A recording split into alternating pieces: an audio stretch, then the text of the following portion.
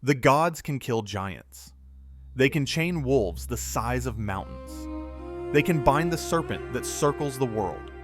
But there's one creature they cannot touch, cannot fight, cannot even approach without descending into a realm where their power means nothing. And that creature is winning. Right now, as you hear these words, somewhere beneath the roots of reality, teeth are working through the foundation of existence.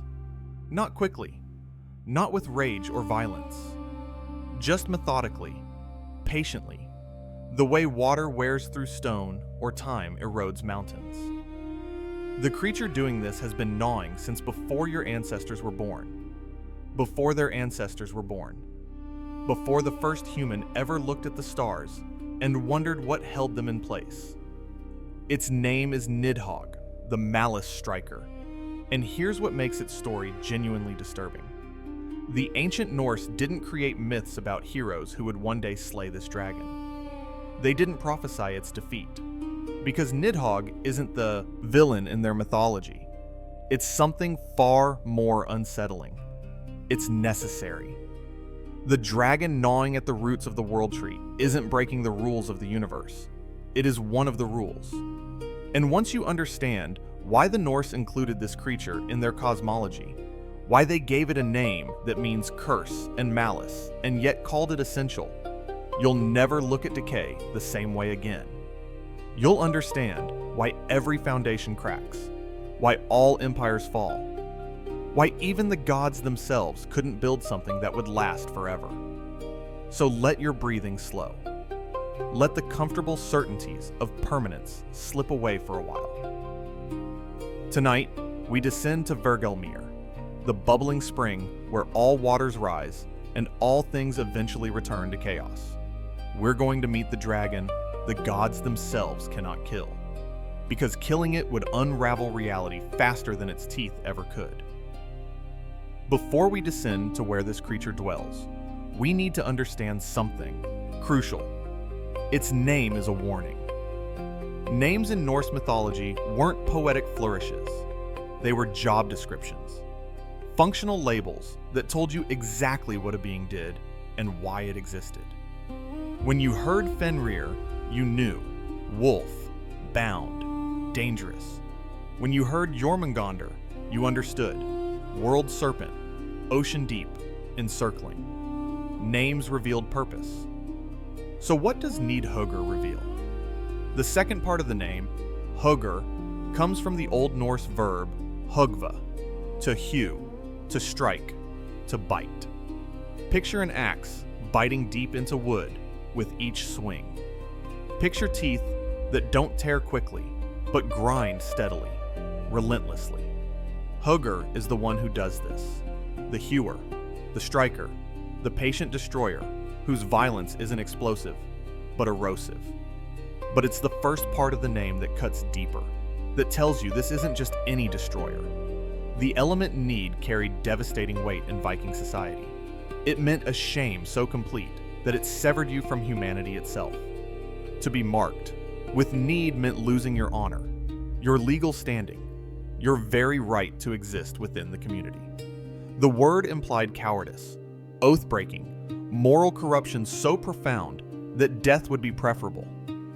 In some contexts, need meant curse, the kind that follows you beyond the grave.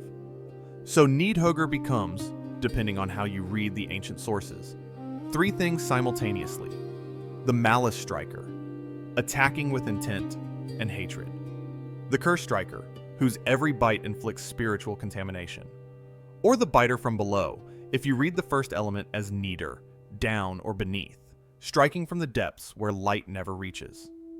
Here's what's crucial. The Norse could have named this creature anything: the root gnawer, the depth dweller, something descriptive and neutral. Instead, they looked at the force slowly destroying the foundation of all existence and named it after malice, curse, and shame.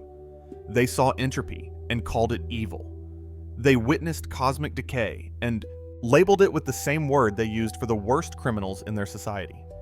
This paradox, calling something both necessary and cursed, essential and evil, sits at the very heart of what Nidhogg represents. The dragon must exist for the cosmos to function, yet its existence guarantees the cosmos will eventually fail. It's the price of having a world at all. That world will end. And the Norse, rather than looking away from this truth, gave it teeth and a name and placed it at the foundation of everything they built. To understand what Nidhogg threatens, we first need to grasp what Yggdrasil is. And here's where the Norse worldview reveals something profound that we've largely forgotten. The center of all existence isn't eternal. It's dying. Yggdrasil is an ash tree, but not in any sense we'd recognize. It doesn't grow in a forest. It doesn't draw water from soil or photosynthesize sunlight. This tree is the structure of reality itself, the cosmic axis holding the 9 worlds in their proper arrangement. Its branches reach so high they stretch into the heavens, cradling Asgard, where the gods hold court in golden halls. Its trunk rises through Midgard, the realm of humans, the middle world where ordinary life unfolds. And its roots, 3 massive roots, each extending into fundamentally different territories, delve deep into primal realms that existed before creation began. The tree's name itself tells you something unsettling. Ygr was one of Odin's names, meaning the terrible one. Drasil means horse, so Yggdrasil translates to Odin's horse, referring to when the Allfather hung himself from the tree for 9 days and 9 nights, speared and suffering, riding the tree like some morbid steed to gain the wisdom of the runes. The World Tree carries the memory of divine agony in its very name. Each root draws from a different well, and this is where the sources from the Poetic Edda and Snorri's Prose Edda reveal the tree's cosmic architecture. The first root stretches into the heavens, drawing from Urdarbrunner, the Well of Fate.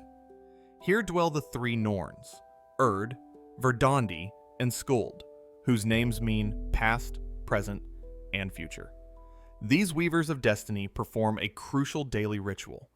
They draw water from the well, mix it with the white mud surrounding it, and pour this sacred mixture over Yggdrasil's trunk and roots to preserve it, to heal the damage being done to it constantly.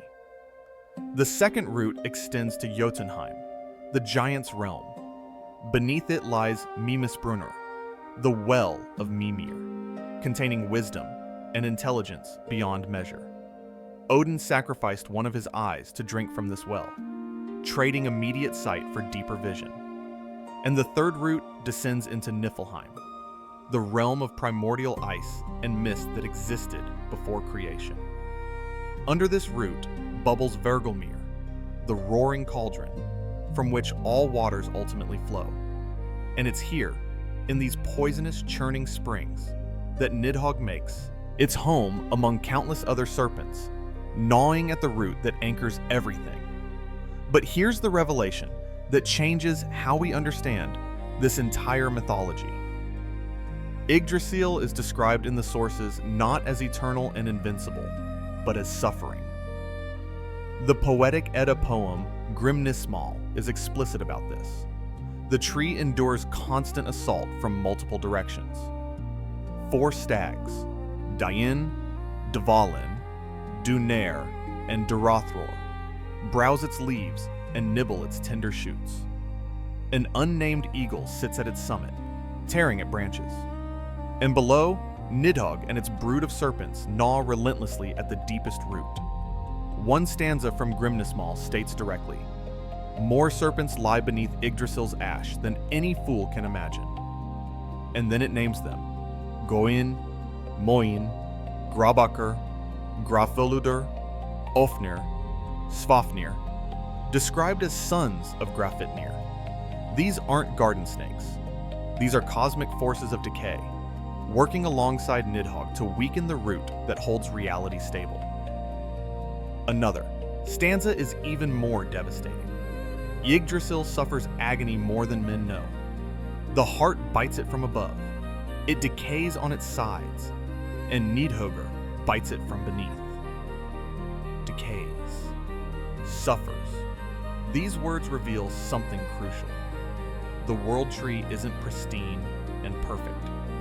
It's rotting, weakening. The Norse didn't imagine the center of their cosmos as an eternal monument, but as a living, suffering structure under constant siege from forces it cannot fully resist. This is where the Norns' daily work becomes desperately important, rather than merely ceremonial. Their ritual of pouring sacred water and mud over the tree isn't maintaining perfection.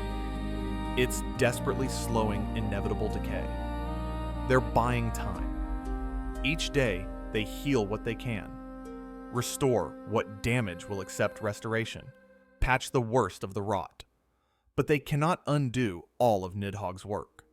The sources make this clear by describing the tree as bearing accumulated damage over time.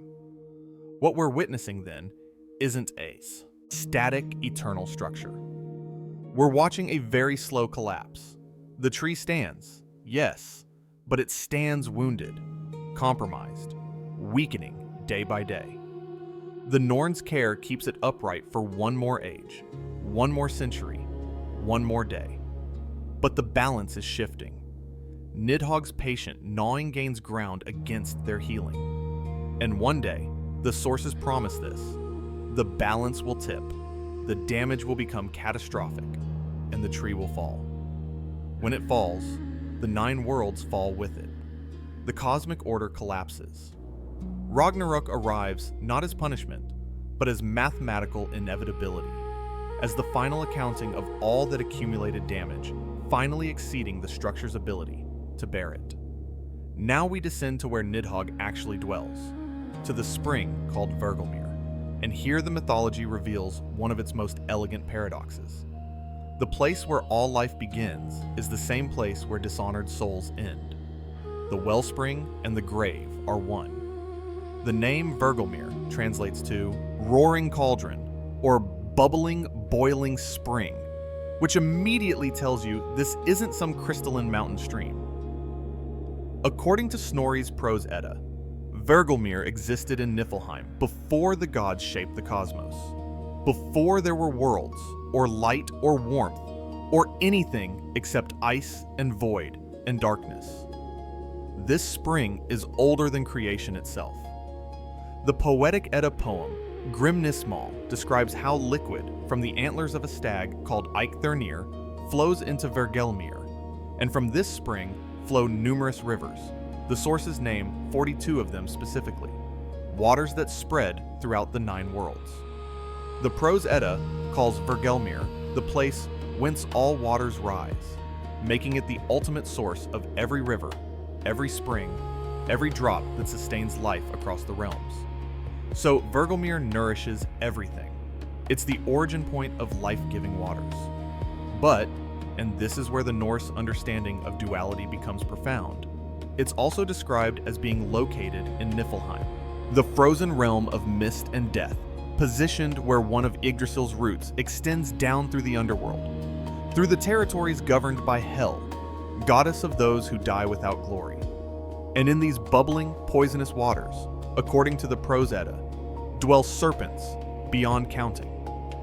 The text says directly that so many snakes live in Hvergelmir that no tongue can enumerate them. Chief among them is Nidhogg, coiled in waters that are simultaneously the source of all life and the home of decay. This isn't a contradiction in Norse thought. It's a recognition of how reality actually functions. The same processes that enable life also guarantee death.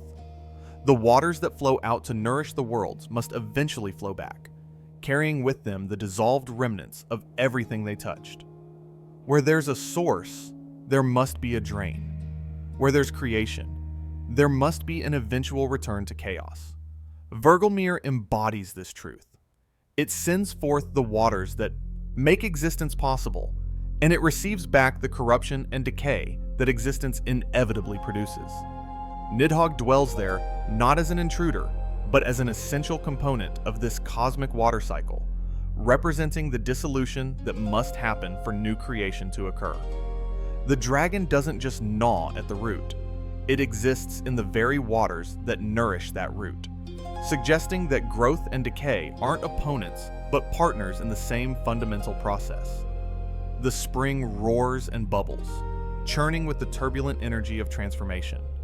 Not peaceful, not calm, but alive in a way that transcends simple categories of good or evil, life or death, beginning or ending.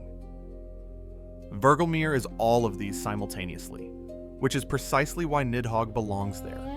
Why the dragon makes sense in a mythology that understood the world not as a battle between opposing forces, but as a dance of necessary tensions, holding each other in balance. So, what exactly does Nidhogg do, day after day, age after age, for all the countless years since creation began, and all the years still to come, before everything ends? The answer is deceptively simple and profoundly unsettling. It gnaws.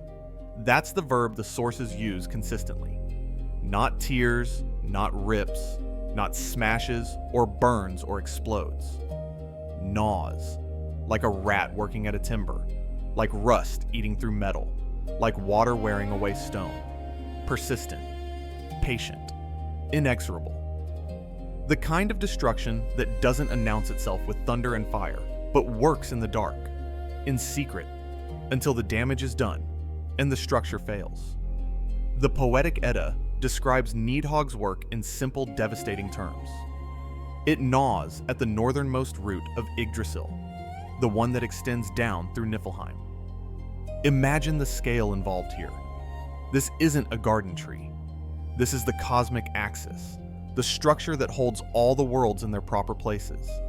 Its roots must be immense beyond comprehension, each one the size of mountains, perhaps the size of worlds themselves.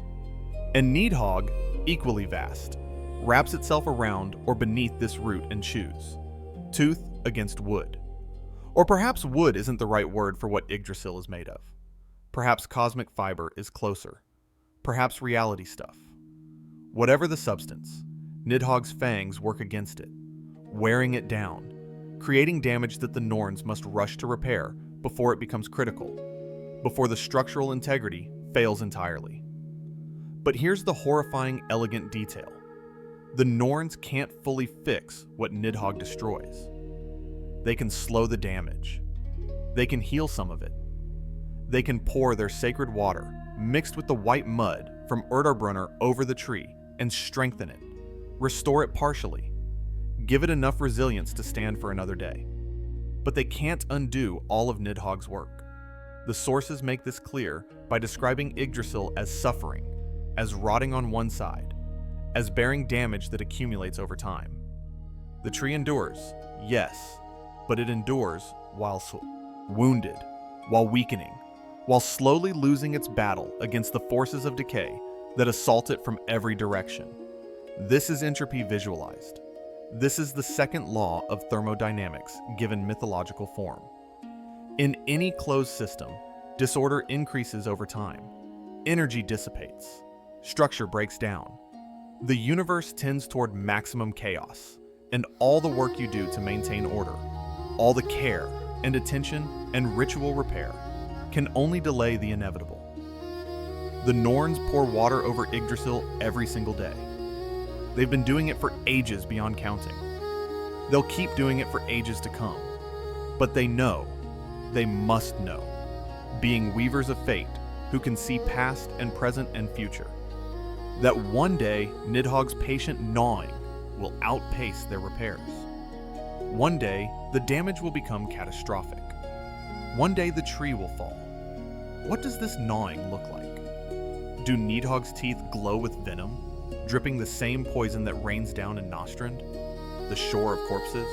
Do they grate and screech against the cosmic root, sending tremors through all the 9 worlds? Or is the work silent, noticed by no one except the dragon itself, and perhaps the tree it's slowly destroying? The sources don't say, but we can imagine. We can picture something vast and serpentine coiled in the bubbling waters of Hvergelmir, its scales slick with primordial slime, its jaws clamped around a root so massive that even with the dragon's size, it would take years to chew through a single section. We can imagine the methodical horror of it, the dedication, the refusal to stop or rest or consider mercy. Because that's what makes Nidhogg genuinely terrifying as a mythological figure. It doesn't rage. It doesn't boast. It doesn't make speeches about its hatred of the gods or its determination to bring down the cosmic order. It just gnaws, eternally, without passion, without anger, without anything except the inexorable persistence of a force of nature, which is exactly what it is. Water doesn't hate the stone it wears away. Fire doesn't resent the wood it consumes. And Nidhogg, in some fundamental sense, probably doesn't hate Yggdrasil or the gods or existence itself. It simply does what it was made to do, what its nature compels it to do, what the cosmic architecture requires it to do. And yet the sources call it evil. They name it with words that mean malice and curse. They associate it with dishonor and shame and the worst criminals in the worst parts of the underworld. So perhaps there is intention in the gnawing after all. Perhaps Nidhogg knows exactly what it's doing and wants the tree to fall, wants the worlds to collapse, wants everything the gods built to return to primal chaos. Or perhaps the Norse understanding of evil was more sophisticated than a simple binary of good versus bad. Perhaps they recognized that something can be evil and necessary simultaneously, that a force can be both curse and cosmic function, that the dragon gnawing at reality's need. Roots is terrible and wrong and exactly what needs to be there for reality to have the shape it has. The gnawing continues. It continued yesterday. It will continue tomorrow.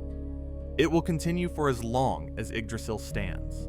And when the tree finally falls, when Ragnarök arrives and the worlds shake apart, Nidhogg will be there too, flying up from the depths with corpses tangled in its wings. Because its work isn't finished. Its function doesn't end with the death of the old world. The dragon that gnawed at the roots of what will gnaw at the roots of what comes next. Because that's what entropy does. That's what decay does. That's what the necessary darkness at the heart of all bright things does. It persists. It gnaws. It waits. But Nidhogg's role extends beyond merely chewing at Yggdrasil's root, beyond being a mechanism of cosmic decay. The dragon has another function, another aspect to its mythology that's darker still, more personal, more intimately concerned with human soul, behavior, and divine justice. Because Nidhogg also dwells in Náströnd, and if you committed certain unforgivable acts during your life, if you broke the sacred codes that held Viking society together, then Náströnd is where your soul goes to suffer, and Nidhogg is waiting for you there. The name Náströnd translates to corpse shore, or shore of corpses, which tells you immediately that we're not talking about a pleasant afterlife destination. Norse conceptions of death and the afterlife were complex and varied depending on region and time period, and who was doing the telling. But by the time the sources we have were written down in the 13th century, influenced by centuries of Christianity, there existed this idea of Náströnd as a place of punishment, a hall in the underworld specifically designed to torment the wicked. The Völuspá, one of the central poems of the Poetic Edda, describes Náströnd in vivid, horrifying detail. It's a hall that faces north, toward eternal, cold, and darkness. Its walls are made not of wood or stone, but of woven serpents, their bodies intertwined like wicker, their fangs turned inward toward the hall's interior, dripping venom constantly. The roof, if you can call it that, is similarly constructed of serpent bodies, and poison rains down from it, falling on those imprisoned within. The doors open north to let in the howling winds and the cold that numbs feeling and thought alike. And who ends up in Náströnd? The sources are consistent about this. Murderers, adulterers, and oath breakers. These weren't arbitrary categories. They represented the three most fundamental violations of the codes that made Viking society function.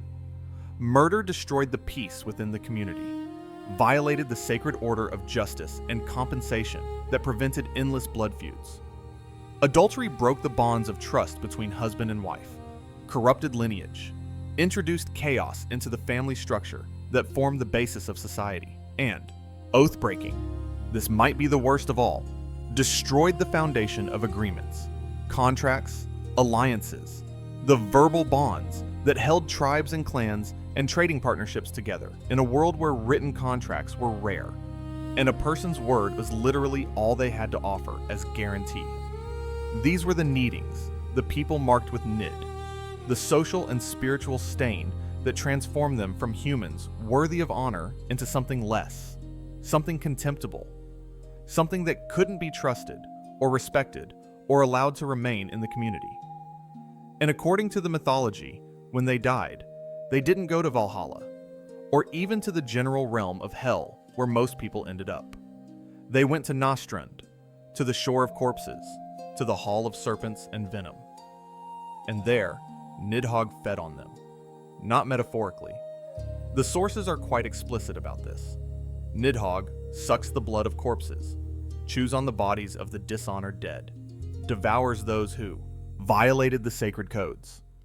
This isn't punishment in the sense of fire and brimstone, isn't eternal torment for sin in any Christian sense.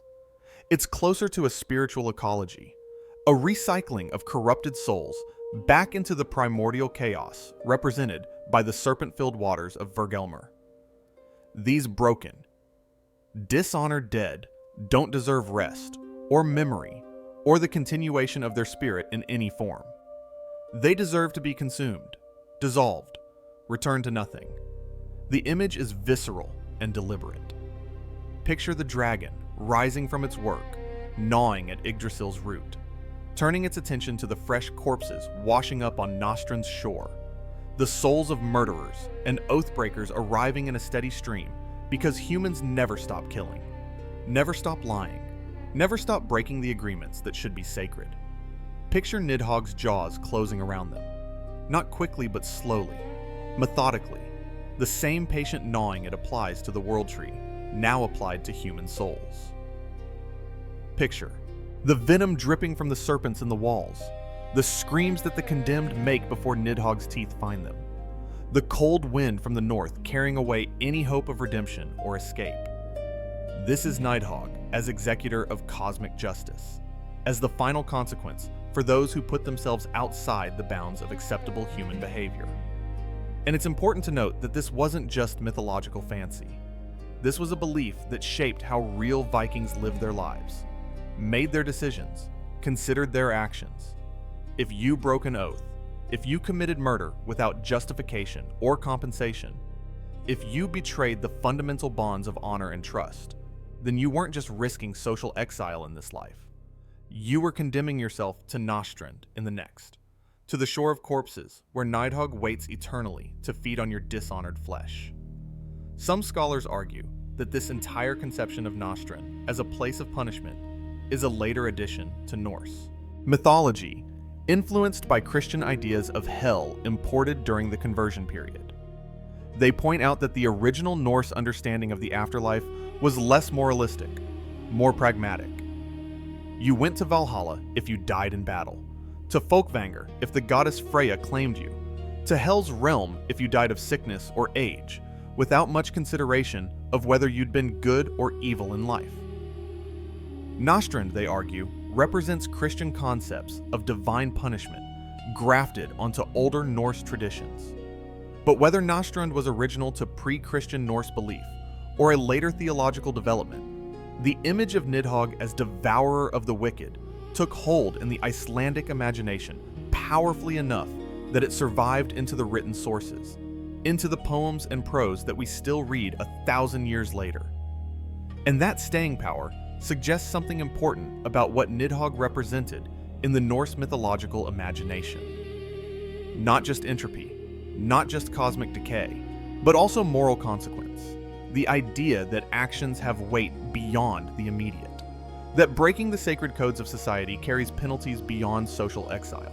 That somewhere in the dark beneath the world, there's a settling of accounts, a final consumption of those who made themselves into monsters while wearing human skin. In the grand vertical expanse of Yggdrasil, with its roots delving deep into frozen springs and its branches reaching into the heavens, two ancient enemies dwell at opposite extremes, unable to reach each other, but perfectly able to hate each other with a passion that's endured since the world was young. At the top of the tree sits an unnamed eagle, vast and wise, with a hawk called Hvergelmir perched between its eyes. At the bottom, coiled in the poisonous waters of Hvergelmir, gnaws Nidhogg, and between them, scurrying up and down the trunk, carrying messages that are never helpful and frequently inflammatory, runs Ratatoskr, the drill-toothed squirrel. The name Ratatoskr likely means drill tooth or boar tooth, suggesting this is no ordinary squirrel but something equipped for the difficult work of traversing a cosmic tree, of boring through bark and branch to make the vertical journey from the roots where dragons dwell to the crown where eagles survey all creation. Some scholars connect Ratatoskr to Rati, the magical drill that Odin used to bore through a mountain to steal the meat of poetry, suggesting that the squirrel might represent the same principle of penetration, of finding ways through obstacles, of connecting separated spaces through persistent effort. But what does Ratatoskr actually do? According to the Prose Edda, the squirrel runs up and down the ash. He tells slanderous gossip, provoking the eagle and Nidhogg. The Poetic Edda is even more direct, stating that Ratatoskr carries malicious messages, or words of envy, between the two ancient adversaries. Picture the squirrel arriving at Hvergelmir, approaching, the dragon as it gnaws at the root, and breathlessly reporting, "You won't believe what that eagle said about you up there. It called you a worm. Said your gnawing is pitiful. Said you'll never bring down the tree. Said you're nothing but a pest." Then imagine Ratatoskr scampering back up the trunk to the eagle's perch and reporting with equal enthusiasm, "Nidhogg says you're an arrogant fool. Says it's gnawing harder just to spite you. Says one day the tree will fall and you'll come crashing down, and it'll be there, waiting to devour you when you land." Neither statement is necessarily true. Ratatoskr, by all accounts, enjoys stirring trouble, embellishing messages, inventing insults, ensuring that the eagle and the dragon remain eternally antagonistic toward each other. This is gossip as cosmic function, rumor-mongering raised to mythological significance. And what's the point? Why does Yggdrasil need a messenger carrying provocations between creatures that can't fight each other? Anyway, separated as they are by the entire vertical span of the World Tree, perhaps the enmity between eagle and dragon, maintained and amplified by Ratatoskr's meddling, represents the tension between opposing cosmic principles that keeps the tree standing. The eagle at the top symbolizes vision, wisdom, the overview that sees all worlds spread below. Nidhogg at the bottom represents decay, darkness, the undermining of foundations. They're opposites, natural enemies, and yet both are necessary for the tree to exist as it does. The eagle's watching and the dragon's gnawing are two sides of the same cosmic coin. Ratatoskr's gossip might be what keeps them engaged with each other, aware of each other, in active opposition, rather than simply ignoring each other while performing their separate functions. Or perhaps Ratatoskr is simply chaos, the mischievous element in a system otherwise governed by fate and function and predetermined roles. The Norns weave destiny. The gods hold court. Nidhogg gnaws. The eagle watches. Everything follows its assigned pattern, except for this one chattering squirrel who runs up and down telling lies and starting trouble for the sheer joy of it. In Norse mythology, where nearly everything and everyone serves some cosmic function, Ratatoskr might be the embodiment of unpredictability, of the random element that prevents the system from becoming too stable, too static, too predictable. The sources don't tell us what Nidhogg thinks of Ratatoskr. Does the dragon appreciate the insults the squirrel brings from the eagle above, using them as motivation to gnaw harder at the root? Does it see through the squirrel's games and ignore most of what it hears? Or does it genuinely hate the eagle based on Ratatoskr's provocations, investing emotional energy in an enmity that can never be resolved through actual conflict? We can imagine Nidhogg pausing in its gnawing when the squirrel arrives, lifting its massive head from the root, listening to the latest insults, then returning to its work with perhaps a fraction more vigor, a bit more determination to bring down this tree and everything in it, including that insufferable eagle perched in the highest branches. And what does the eagle think? We know even less about it than about Nidhogg. The eagle has no name in the sources. It simply exists as a presence at the top of the tree, wise and watchful, with the hawk Hvergelmir between its eyes. Does it look down across the enormous distance to where Nidhogg gnaws and feel contempt for the dragon's patient destruction? Does it worry that one day the gnawing will succeed, the root will fail, and the tree will fall, bringing the eagle crashing down to the dragon's waiting jaws? Does it even care about Ratatoskr's gossip? Or does it see through the squirrel's nature immediately and dismiss its messages as the noise of a minor pest? What we do know is that this three-way relationship, dragon, eagle, squirrel, creates a vertical axis of tension running through Yggdrasil from top to bottom. At the summit, vision and wisdom. At the roots, decay and destruction. In between, gossip and provocation, and the endless scurrying of a creature too small to matter in the grand scheme, but too persistent to ignore. Together, they form an image of the World Tree, not as a static monument, but as a living, suffering, social structure, where even the cosmic forces hate each other, where even the fundamental principles of the universe engage in petty feuds mediated by a lying squirrel. It's profoundly Norse, this vision. No pristine order, no perfect harmony, just eternal tension, managed opposition, and at the heart of it all, someone stirring up trouble just to see what happens. Ratatoskr gnaws too, in its own way. Not at wood, but at peace, at the possibility of harmony between opposites. The squirrel ensures that the eagle and the dragon will never reconcile, never make peace, never stop opposing each other. And perhaps that opposition, maintained by gossip and lies, is what actually keeps Yggdrasil standing. Perhaps if the eagle and dragon stopped hating each other, the tension would release, the structure would lose its cohesion, and everything would fall apart faster than Nidhogg's teeth alone could accomplish.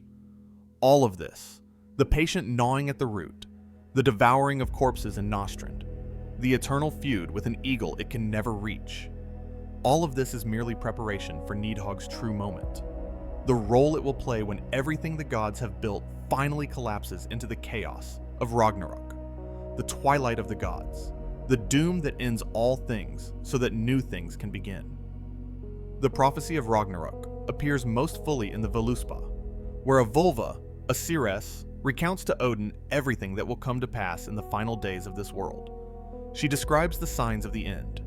3 years of terrible winter with no summer between, Fimbul winter they call it, when cold and snow cover all the worlds, and warmth becomes a memory. Wolves will swallow the sun and moon, plunging existence into darkness. The bonds that hold Fenrir and other monstrous beings will break, releasing forces of chaos that the gods imprisoned at the beginning of time. The great serpent Jormungandr will release its tail and surge up from the ocean, flooding the lands with poisonous waves. The giants will march from Jotunheim, the dead will sail from hell on a ship made of fingernails, and Loki will lead the forces of chaos against the gods in a final battle on the plain of Vigridr. And what of Nidhogg?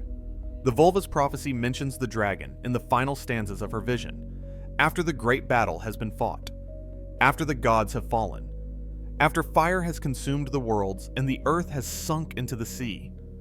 She describes a moment of transformation, a new world rising from the ashes, green and fresh and beautiful. The gods who survived, and some did survive, gather at Ida Voller to discuss all that has passed. to speak of Jormungandr and the great events and the runes that contain so much power. They find the golden game pieces that the gods played with before the world ended, symbols of a previous age, of innocence perhaps, or at least of a time before the final catastrophe. And then, according to the Codex Regius manuscript of the Voluspa, the seeress describes the sudden appearance of Nidhogg. There comes the dark dragon flying, a serpent up from Nidhogg. He bears in his pinions, as he flies over the fields, the corpses of the dead. This is Nidhogg's emergence into the upper worlds, into the light and air it has never known during all those ages spent gnawing in the dark depths. The dragon doesn't arrive to fight in the great battle on Vigridr. That conflict is already over by the time it appears. Instead, it arrives afterward, flying through the devastation with corpses tangled in its wings, or caught on its scales, or somehow borne along in its flight. The image is grotesque and powerful. The dragon of the depths, finally freed from its work at the root, soaring above the ruined worlds, carrying the dead with it. But what does this mean? Scholars have debated the significance of Nidhogg's appearance at the end of Voluspa for generations. Some interpretations see it as a dark omen, suggesting that even in the new world, being born from Ragnarok's ashes, chaos and death and decay will remain. Nidhogg survives the end of everything, which means the new world will inherit the same fundamental flaw as the old one. That entropy exists, that decay is built into the structure of things, that whatever stands will eventually fall because there will always be something gnawing at its roots. Other scholars see Nidhogg's appearance as potentially redemptive. The dragon bears corpses, yes, but perhaps it's carrying them somewhere, transporting the dead to wherever they belong in the renewed cosmos. Perhaps this is Nidhogg shedding the old world's failures, literally dropping the bodies of the dishonored dead so the new world can start fresh, unburdened by the crimes and broken oaths of the previous age. In this reading, Nidhogg becomes an agent of transformation rather than simple destruction, a creature that helps clear away what needs to go so that what's coming can arrive uncontaminated. Or perhaps, and this interpretation feels most consistent with the Norse worldview's complexity, both readings are true simultaneously. Nidhogg survives because decay must survive, because new structures need something to gnaw at them, or they become rigid, brittle, unable to adapt and grow. But the dragon also contributes to the transition from old world to new, helps carry away the debris, participates in the great clearing that makes renewal possible. Destroyer and renewer, curse and necessity, the thing that brings down the tree, and the thing that makes room for new trees to grow. The fact that Nidhogg flies in this vision matters enormously. Throughout all the earlier sources, the dragon is always described at the roots, in the depths, gnawing from below. But at Ragnarok's end, it takes to the air, moves through space differently, demonstrates capabilities it never needed before. Perhaps this is transformation, the dragon evolving beyond its original function now that the tree it gnawed has fallen. Perhaps it's freedom, release from the eternal work of weakening the root. Or perhaps it's simply the natural progression. The underminer becomes the scavenger. The root gnawer becomes the carrion bearer. The role shifts, but the fundamental nature remains the same. What happens to Nidhogg after this flight with corpses? The sources don't say. The Voluspa ends with the seeress sinking back from her vision, and Nidhogg sinking too. Though scholars debate whether the text means the dragon sinks or the seeress sinks. Either way, we're left with this final image of the dragon ends, flight, bearing the dead, and then nothing.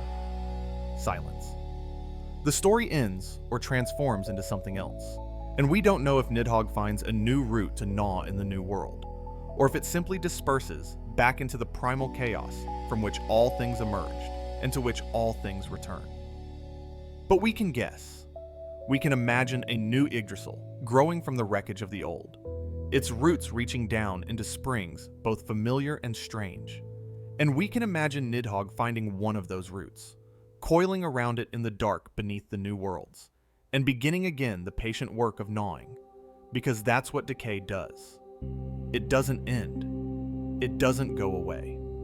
It adapts to whatever new structures emerge and begins the slow process of wearing them down, ensuring that nothing lasts forever, that all bright things eventually dim, that the wheel keeps turning from creation to destruction and back again. As we rise from the depths where Nidhogg gnaws, as we climb back up from Hvergelmir, through the underworld realms and into the light of the living worlds, it's worth pausing to consider what this dragon represents in the grand architecture of Norse mythology, and what it might still represent for us today, 1,000 years after the last true believers in the old gods walked Scandinavian soil. Nidhogg is not comfortable. It's not the kind of figure you'd put on a motivational poster or turn into a cuddly toy for children.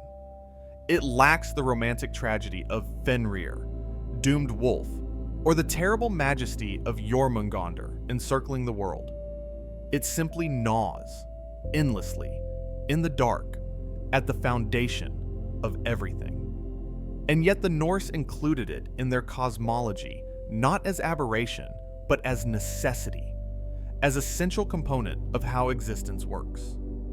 This tells us something important about the Norse worldview, about how our ancestors understood the relationship between order and chaos, creation and destruction, light and dark. They didn't imagine a cosmos where good defeats evil permanently, and everyone lives happily ever after in eternal paradise. They imagined a cosmos where creation and destruction are locked in eternal partnership, where the forces of order must constantly work to maintain what they've built because the forces of chaos are always working equally hard to tear it down. The Norns pour water on Yggdrasil. Nidhogg gnaws at the root. Both activities continue simultaneously. Neither side wins completely. The tree stands, damaged but enduring, until one day it doesn't.